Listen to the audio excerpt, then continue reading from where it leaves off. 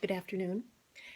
It's Thursday and it's miserable outside. It's cold and rainy, and usually I would be out taking a walk by the water to calm my nerves in this very last moments of the election season, but I can't do that. So I'm going to read a book. And I thought I would read it aloud because actually I enjoy that. And maybe you'll like it too. Um, Given that it's an election season, I thought this would be appropriate. Freddy the Politician. Freddy's a very talented, very gifted pig, and he was really popular in our house when folks were younger back in the day. So I'm going to read the first chapter, see how that goes. And I don't know if anybody will enjoy following along, but if anything, I dedicate this to Luca, who used to really get a kick out of the Lori stories when we used to read them years ago. So, hi, Luca. Chapter 1. Jinx the cat was asleep on an old sofa cushion behind the stove in the kitchen. Jinx was very fond of the sofa cushion. Mrs. Bean, the farmer's wife, had made it for him out of a satin dress she had when she was a girl, and she embroidered his name on it in blue worsted, and there was a border of blue forget-me-nots around the edge. Robert, the collie, and Georgie, the little brown dog, slept on the other side of the stove, but had only pieces of carpet. And the 4 mice, Eek and Quick and Eenie and Cousin Augustus, who sometimes came in the kitchen to sleep in cold weather, had just an old cigar box of Mr. Bean's with some rags in it. It was a raw, blustery March night, and the wind kept going round and round the house, trying the doors and rattling the windows to make sure that everything was locked up tight. It would rush away across the fields, and everything would be quiet for a while. And then pretty soon it would come rushing back as if it had forgotten something and would rattle the doors and windows all over again. After a while it had found a loose shutter on the front parlor window and began banging it. It banged it and shook it and rattled it and tried to pull it off of the hinges. And that seemed to excite the wind. It began to play with the house as a cat does with a ball. It would go way off and be very quiet for a while, creeping up slowly on the house, and then suddenly it would leap on it and shake it. Or it would go high up in the starlit sky and drop down on the house with a bang. It roared across the chimney and blew under the door so that the carpets rippled along the floor, and it slapped the windows and whistled through the keyholes.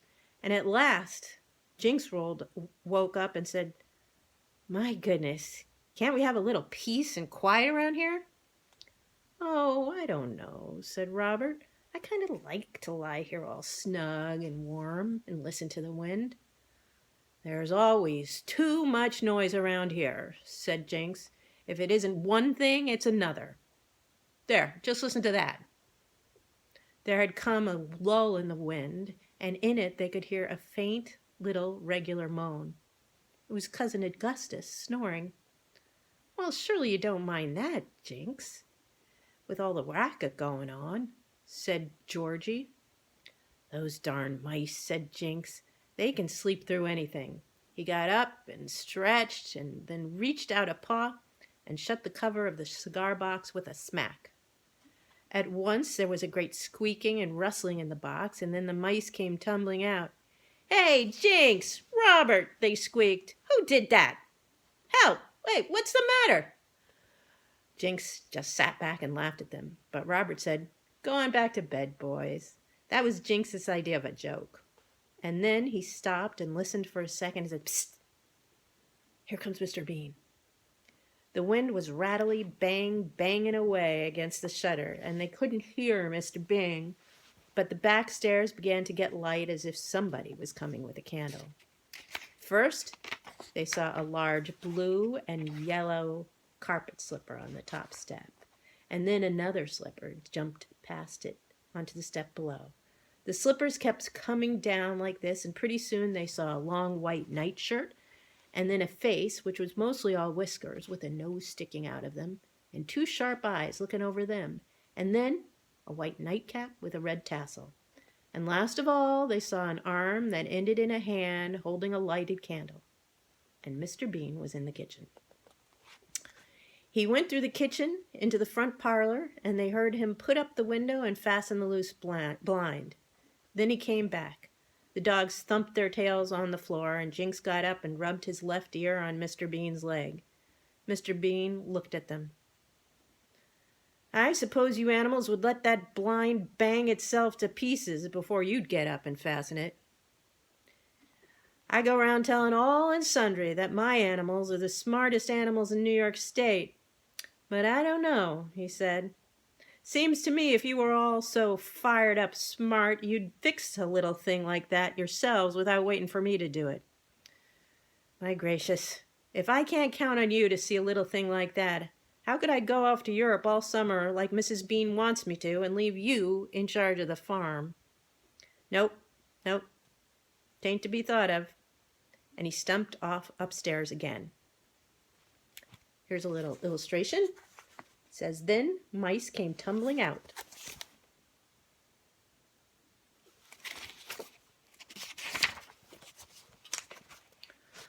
Oh dear, said Georgie. I knew something like this would happen. Mrs. Bean has worked so hard to get him to promise to take her and the boys to Europe. I wish we'd had thought of to fasten that old blind, said Jinx. But after all, it's a pretty small thing to put off the trip to Europe for.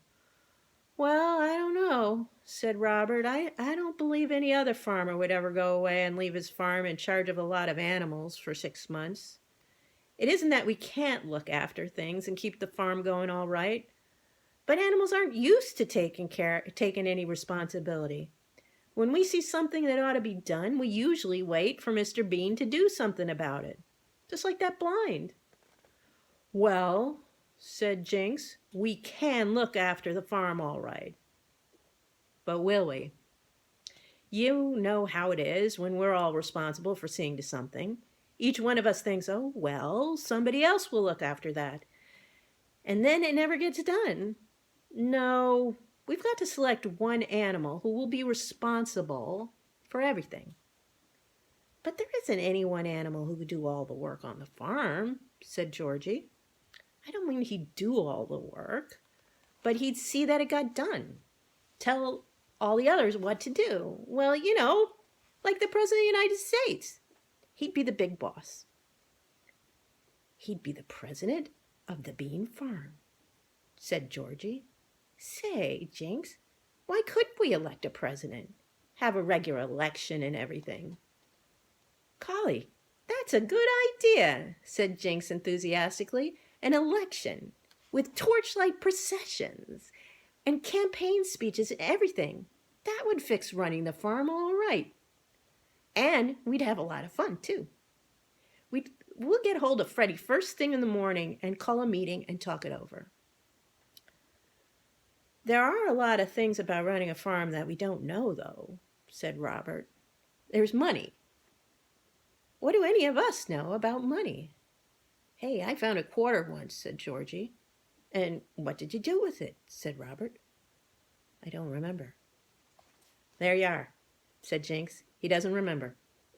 And yet, you know what Mr. Bean said yesterday to Mrs. Bean about a dinoram? That boy, he said, has got to learn to take care of money or he'll never make a farmer. Well, we won't be good farmers either if we don't learn. How do you take care of money? Quick asked. You put it in the bank, silly. What for? Said Quick. Oh, how should I know? Said the cat crossly. Anyway, what do you care, Mouse? You haven't got any money. Oh, is that so? Said Quick. You'd be surprised how many pieces of money mice find back of the baseboards and under floors and places. I suppose that's so, said Robert. I wish there was some way we could show Mr. Bean we knew how to take care of money. That would make him feel better than anything about going away and leaving us to look after the farm.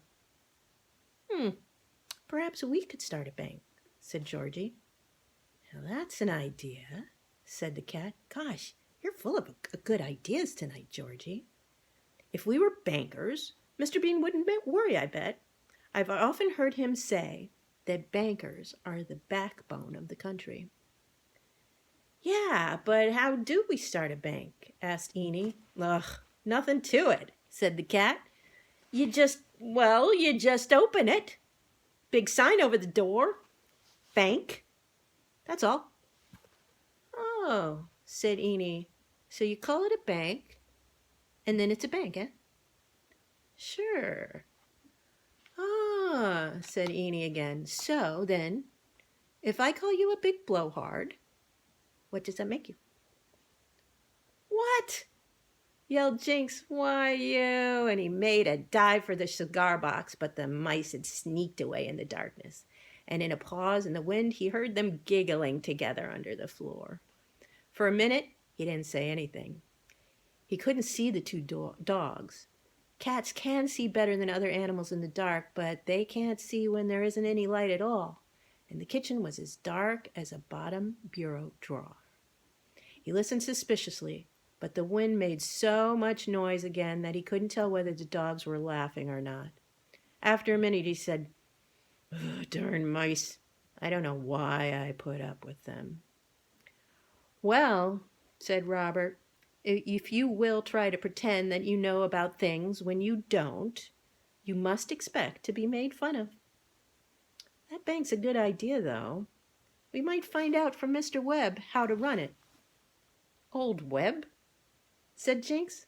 "What would a spider know about banking?" "He used to live in a bank before he came to the farm," said Robert. Golly, listen to that wind. Indeed, the wind, after a short rest, was now more violent than ever. It wasn't playing any more. It seemed to have lost its temper completely, and it whacked and boomed like big guns so that the whole house shook. Around and around the house it went, whooping and banging, and all at once there came a louder crash, and the latch of the kitchen door gave way, and the door flew open, letting in a gust of cold wind that swept through the kitchen, setting the window curtains flying and the pots and pans clattering. The animals made a rush to push the door shut again. They threw their weight against it and shoved. Even the mice dug in their toes and heaved, for every little helps, even if it's only a 4-mouse-power push. And when the wind slackened a little, they got the door shut. The dogs dragged up a chair and pushed and hauled until they had the back wedged under the doorknob. And then they all said, "Hoo-hoo!" and lay down again. And then a light began to glow in the back stairs doorway, and Mr. Bean appeared again. He appeared in the same order as before: slippers, nightshirt, whiskers, nightcap, arm, and candle. And he looked around for a minute and said, You showed some sense this time." And he gave Robert a friendly whack on the side and then disappeared again. Candle, nightcap, whiskers, nightshirt, and last of all, the slippers. Well, that was high praise from Mr. Bean. He was fond of his animals, but he never paid them compliments. "That makes up for forgetting the blind," said Robert. "I hope he'll think we're more responsible now. But what do you say we try to get a little sleep?" It was quieter again now. They could hear the wind rushing farther and farther away into the distance, as if it had finally decided to abandon the attack against the house that was so well guarded, and to hunt for another victim. The animals curled up in their beds and drew in their breaths to give a long, comfortable sigh.